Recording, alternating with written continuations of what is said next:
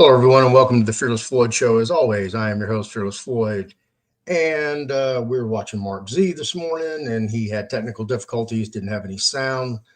And of course, every morning I check the United States Supreme Court opinions, and we have a new one. It's out today. It is not the Brunson brothers. Surprise, surprise. I keep telling you guys, y'all gonna listen one of these days. So what we see here is a Bouarfa, however you say that, versus a Mayorkas. This is a Supreme Court opinion. Now, the reason I'm doing a video on this is because this case right here is a monster going into the new Trump administration. And I'm going to break it down for you real quick, real simple, show you the opinion, show you what's held, show you who authored this opinion in the United States Supreme Court, which is surprising to me, but it is what it is. So without further ado, we're going to dive right in. Get this cranked up for you guys.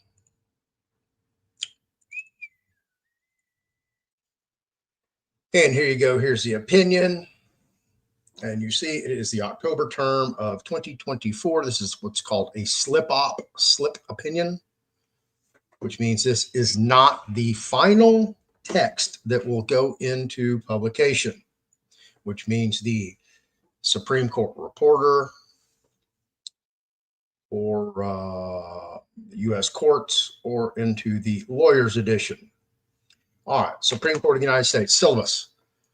Bouarfa versus Mayorkas, Secretary of Homeland Security et al., which means there were more than one defendant besides Alejandro Mayorkas. This was a certiorari to the United States Court of Appeals for the 11th Circuit. And here's the case number 2023-583, argued October 15th, 2014, decided December 10th, 2024. Amina Bouarfa, a U.S. citizen, began the process of obtaining permanent legal residence for Ala Hamail, her non-citizen spouse, by filing a visa petition with the U.S. Citizenship and Immigration Services, USCIS. Relevant here, USCIS, quote, shall approve, close quote, a visa petition if, and I'm quoting, determines that the facts stated in the petition are true, close quote, and that the non-citizen is a petitioner's spouse. Title 8, United States Code, Section 1154, little b, emphasis added. If you don't know what emphasis added means, they added more to the statement to give it more emphasis. But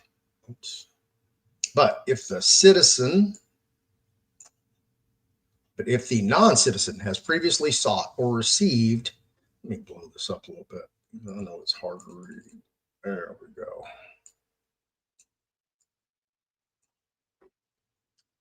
But if the non-citizen has previously sought or received an immigration benefit, quote, by reason of a marriage determined by the Attorney General to have been entered into for the purpose of evading the immigration laws, close quote, known as the sham-marriage bar, the agency must deny the petition.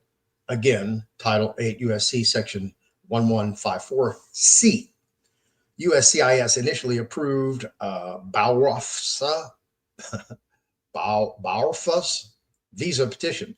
2 years later, the agency sent Bouarfa a notice of intent to revoke its approval based on evidence suggesting that her husband had previously entered into a marriage for the purpose of evading immigration laws.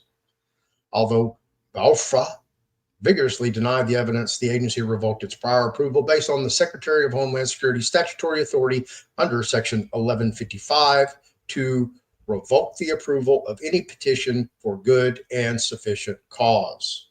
All right, I'm not going to get into the minutia of all the other stuff, but the 11th Circuit affirmed. So let's go see what the SCOTUS held. This is what's called a holding. Okay, this is the law of the land, folks. All right, you ready? Held revocation of an approved visa petition under Section 1155 based on a sham marriage determination by the Secretary is the kind of discretionary decision that falls within the purview of Section 1252 A2B II, which strips federal courts of jurisdiction to review certain actions in the discretion of the agency, which means that the Secretary of Homeland Security has a higher authority than the courts do and outrules the courts. All right. A, Section 1155 is a quintessential grant of discretion. The Secretary may revoke, okay, and that's subjective, not mandatory, may revoke a previously approved visa petition at any time for what the Secretary deems good and sufficient cause. Such a broad grant of authority fairly exudes deference to the Secretary and is similar to other statutes held to commit a decision to agency discretion. Webster versus Doe, Supreme Court case. Congress did not impose specific criteria or conditions limiting this authority, nor did it prescribe how or when the Secretary must act. Context reinforces discretionary nature of Section 1155. Section 1252 A2B, two I's, neighboring provision, Section 1252 A2BI, bars judicial review under specific provisions, each of which contains language indicating that the decisions involved are entrusted to the discretion of the Attorney General. Section 1155 contains similar language. B, Bouarfa argues that although some revocations are discretionary, the revocation here was not, so 1252 A2B II does not apply to preclude judicial review. Bouarfa contends that once the Secretary approves a petition and later determines that the beneficiary had previously entered into a sham marriage, the Secretary has no choice but to revoke the agency's approval.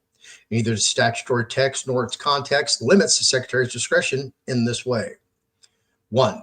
Contrary to Bouarfa's agreement, Section 1154C's text nowhere creates an ongoing duty for the agency to continually confirm that its initial approval was sound. Instead, Section 1154C's command to the agency extends only to the point of approval. Turning to 1154C's context, Bouarfa argues that because a non-citizen may use an approved visa petition to continue along the path towards permanent residency, Congress implicitly required the agency to continually reassess its prior approval, but nothing in the statutory scheme requires revisiting past decisions of approval. Rather, each stage of the process comes with its own criteria. Indeed, the specific grant of discretion in Section 1155 to revoke prior approval of a visa petition forecloses the argument that Congress silently mandated revocation in certain situations. Number 2, Bouarfa's assertion that the Secretary always revokes the agency's approval of a visa petition if the agency later makes a sham marriage determination makes no difference because Congress did not make the availability of judicial review dependent on agency practice. Rather, Section 1252 A2B II bars judicial review of decisions made discretionary by legislation. Another Supreme Court case. Nor is it unreasonable to suggest that Congress created a system in which a sham marriage determination is subject to judicial review when an agency denies a visa petition, but not when the agency revokes a prior approval. That distinction reflects Congress's choice to provide reduced procedural protection for discretionary relief.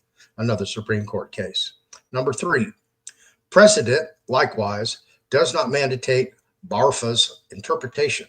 Unlike the discretionary determination at issue in Patel versus Garland, Section 1155's revocation authorization has no threshold requirements to access the relevant discretion.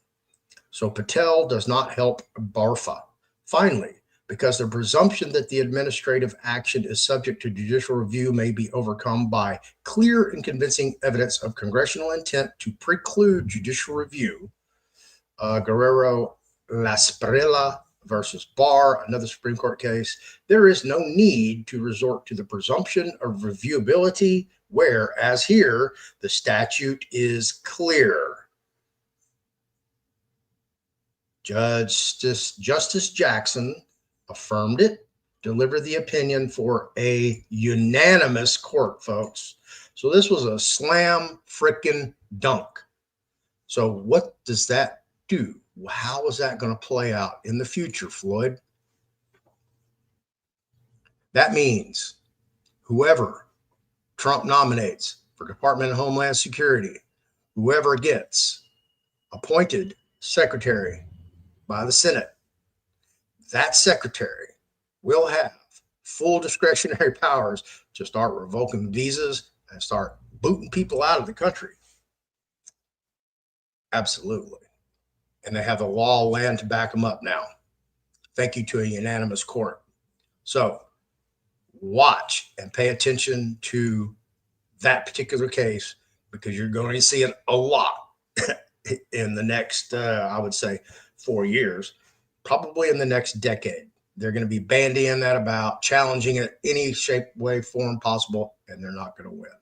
So I congratulate the United States Supreme Court for doing what it's supposed to do, reading the statutes accordingly and applying the law effectively. And let's make America great again, right? So don't forget, we have 2026 elections coming up very, very soon.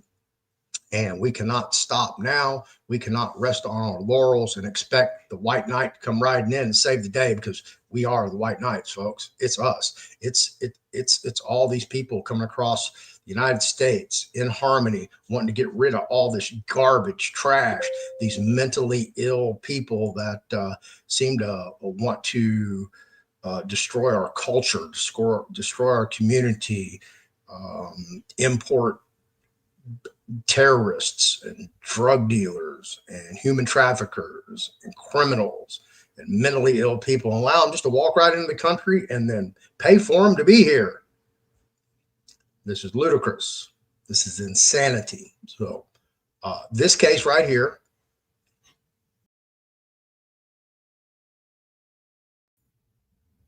that is a very important case.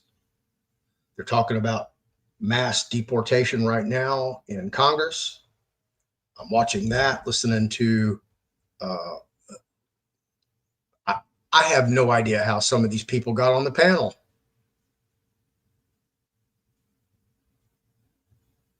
Some of them are the most idiotic, insane liars I've ever seen. That's what they're doing. They're out there lying. This one guy, this doctor out of Chicago, he's just a regular MD, and he's up here arguing for illegal immigration, throwing out stats like he's some kind of expert. That's what we've done. So at the very beginning, of course, we're all talking about making America great again. So let's make it healthy again. As you know, my good friend, Dr. Ed Group, has been nominated to join the U.S. Department of Health and Human Services, Robert F. Kennedy's team. Please nominate him. The description is in, our link is in the description below.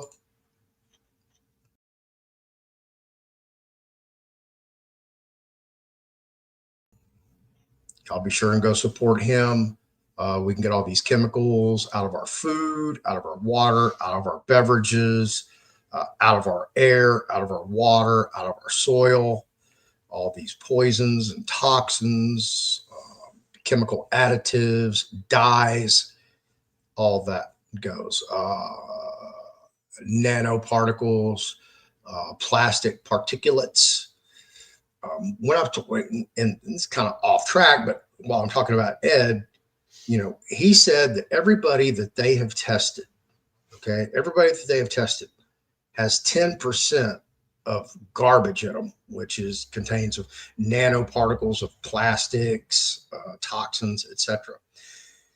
And he told me this, so I've been contemplating it, that when his clients have, and him himself, have utilized his, I know it's going to sound nasty, urine therapy, okay, where he consumes his own urine, that that 10% is eliminated out of the body in a before and after testing. So I'm going to dive in more of that with Ed. And if he has time, hopefully we can address it. He's a very busy man. He talks to all the movers and shakers in the movement. So again, I'm very proud of Ed. Y'all go support him. Mushroom therapy, I showed you that real quick. I will get with Diana and Kristen, and we will start shooting some individual videos about each product. So I will have that available for you. So we'll go into a long discussion about each product, what it does, all the antidotes, etc., etc. So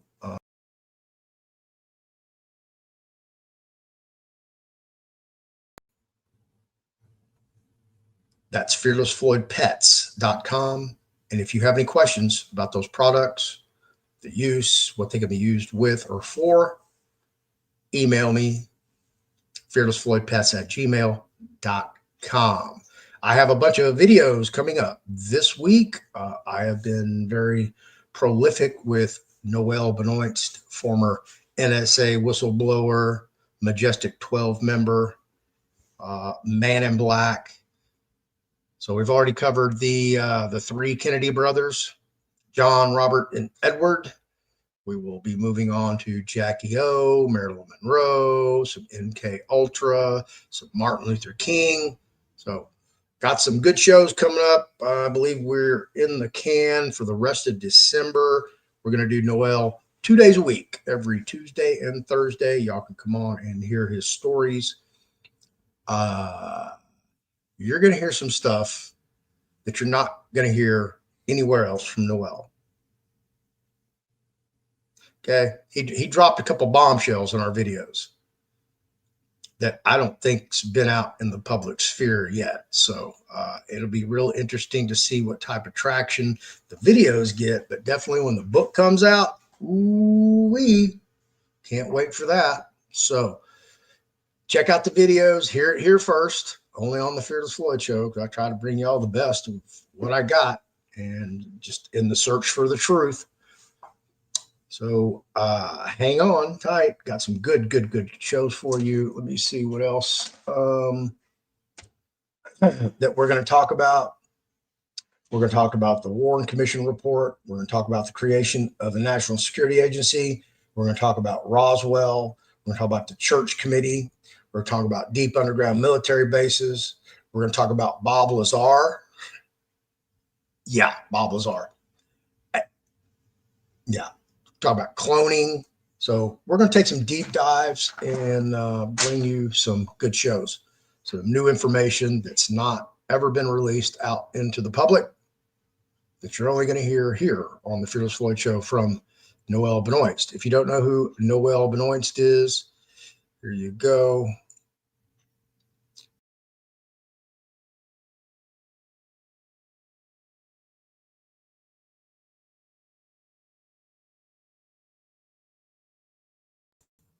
He co-authored the 200-year plan with the late FBI whistleblower Ted Gunderson, who may or may not have been assassinated or died of natural causes. Take your pick. So here's another one of Noel.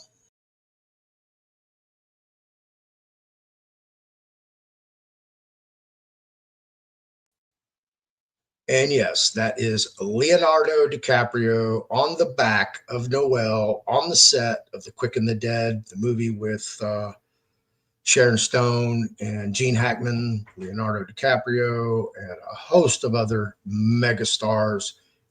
He's been in a bunch of movies too, as well. So he's a very, very interesting fellow to talk to. So as soon as I get off this video, we're going to crank it up and start recording some more videos. I think next, we're doing MLK next, and then we will move on to Jackie O and Marilyn. Hopefully we can get those three in the can today.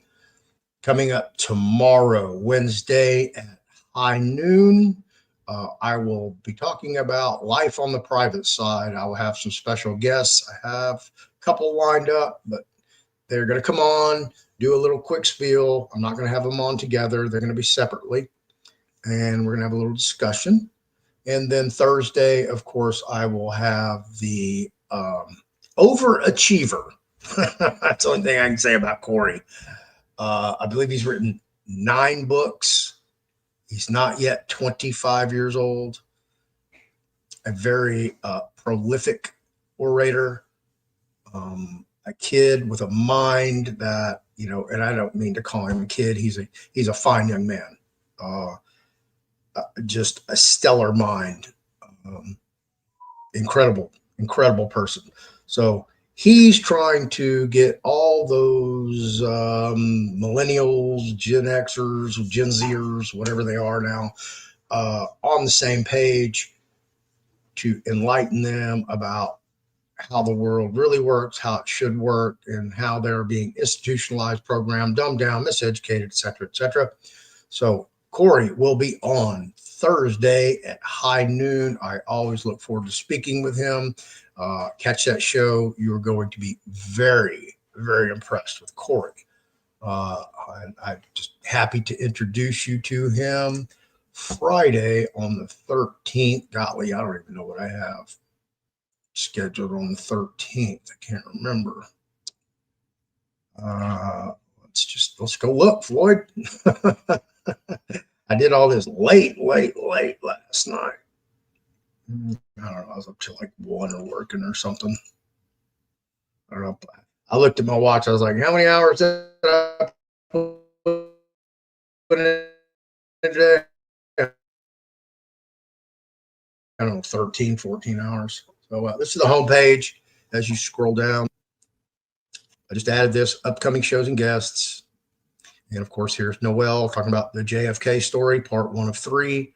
Tomorrow we have the private side of life, special guests. Thursday, the 12th, we have Corey. And then Friday, we'll do Noel again. We're going to talk about Robert F. Kennedy, part 2 of 3.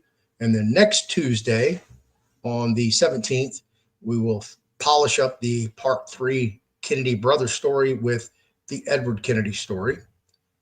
And there's a lot of information in here that you've never heard about. Martin Luther King story on Thursday, December 19th. On the 24th, the day before Christmas Eve, we will have the Jackie O, the Jacqueline Kennedy, Onassis, whatever show. And then the day after Christmas, we will have the Marilyn Monroe story. And then New Year's Eve, MK Ultra program. So that's all I have booked for right now. I will be posting more of these soon.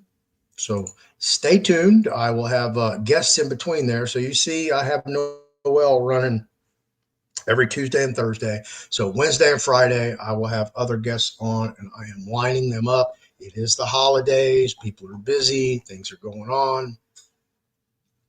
So stay tuned for that. I don't know what happened there. I thought I was sharing the screen.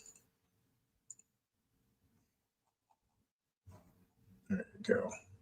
In case y'all missed it, that's what it looks like. I'm gonna try to fill out the month. I will put in January as I obtain more confirmations on guest appearance. As far as when they're going to remodel my house, I have no idea. I've just blown that off. I'm going to just live my life whenever these guys are ready. They can come in here and do what they need to do. Until then, I've got to do what I got to do. So just wanted to cover you guys and give you a little update on what SCOTUS is up to, because they're definitely not reviewing the Brunson brothers case. Thank you very much. I keep telling you folks, that thing is dead in the, it's DOA. It wasn't even dead. It didn't even make it to the water. Oh, I got some comments over here. So let me go dive in and see what these. Hey, Larry, how you doing? What was the final decision of the year by SCOTUS? Which they don't go by year, they go by terms. So you have the 2024 term. You have this is the 2025 term. October to the end of May. Hello, Firecracker. Thomas Williams. He was murdered. Talking about Ted Gunderson. And B. Tedesiman 99. Good morning, all. How you doing? Steph Kohler, looks good to me. And not sure I'll be able to see live, but we'll definitely watch. Yeah, I'll be doing some pre-recorded shows. That way I can continue to work on the stuff that I have going on in the background. I finally got a hold of somebody at the USDA in Puerto Rico. Finally. So got that contact. I am that close to going to Puerto Rico and doing what I need to do there. I have a lot to do when I'm there, a lot of government business, a lot of business, and of course, I will take some personal leisure time. I will go visit Mark over in his neck of the woods. I need to look at some properties because I plan on moving to Puerto Rico. So I've already looked at houses, I've looked at condos, townhouses. So I'm ready to get the hell out of here. I'm tired of Houston, tired of the United States, tired of the traffic, tired of the bullshit. I'm ready to just go live life happily ever after. So that's where we're at. Thomas, yo, just dropping in to say hi and listen for a while. I'm on my little break. Hope y'all be well. Well, thank you, Thomas, for stopping in. I appreciate it. This is just a quick little, okay, I'll cap it at 30 minutes. That way I'll make it real short and sweet for everybody. Y'all come watch it. Hopefully they'll get some traction. People will get a better understanding of what is just around the corner, literally around the corner, January 20th, where whoever the Department of Homeland Security Secretary for the Trump administration is going to be during the second term. I just wanted to show you what kind of power and authority they have. So once they start wielding this power and authority, and you hear everybody over on the left, like the ACLU and the Southern Poverty Law Center and Black Lives Matter and Antifa and Nancy Pelosi and AOC and all those idiots in the squad and mainstream media over here at MSNBC and CNN just in the View having a freaking conniption fit because now this Secretary of Department of Homeland Security has all this power and authority to start expelling people. Well, all the Supreme Court did was just reaffirm the law already on the books and what they call legislative intent or congressional intent. So there you go. And I'll catch these last two. Finally leaving the city of concrete. Yeah. I've got to go, do the little island tour and see what's available. I like the country. I like living out in the country. I want chickens. I want to eat fresh eggs every day. So pray for my move to Puerto Rico. I do too. That'll be completely different for me because, I've lived in, elsewhere in Texas, but I've never moved outside of Texas. Houston is my comfort zone. I was born and raised here. I know where everything's at. I know who's who. I know where all the, the honest, good people are, like my mechanic, my body man, car sales. I just got all the hookups and I'm going to be leaving that behind, starting anew, so it's going to be different, going to be strange. But I think I can handle it. I think I'll like it. So is what it is. I'm at 30 minutes. I'm going to cut this off. Thank you everybody for being here. Catch me today at high noon Central Time. We will have Noel Benoist on, and we will be talking about the late President John F. Kennedy. Follow up this Friday with his brother, Robert F. Kennedy. And then next week on Tuesday, we'll address Senator Edward Kennedy. So look forward to that. Thank you, everybody, for being here and watching the show. I appreciate it. And I'll catch this last one. Just moved to Texas here in San Antonio, but I missed my island of Puerto Rico. Oh, you're from Puerto Rico. Well, I'm getting ready to head up to San Antonio probably before Christmas, right around Christmas. I have relatives there. So I will be in San Antonio. Wear my glasses more. Yeah, I just forgot to put them on. I haven't put them on yet. I wanted to jump down and do this. I'll put them on here in a minute. Other than that, I just wanted to hurry up and jump on and get this out of the way. So thank you, everybody. I'll catch you on the next one. Come see me at noon.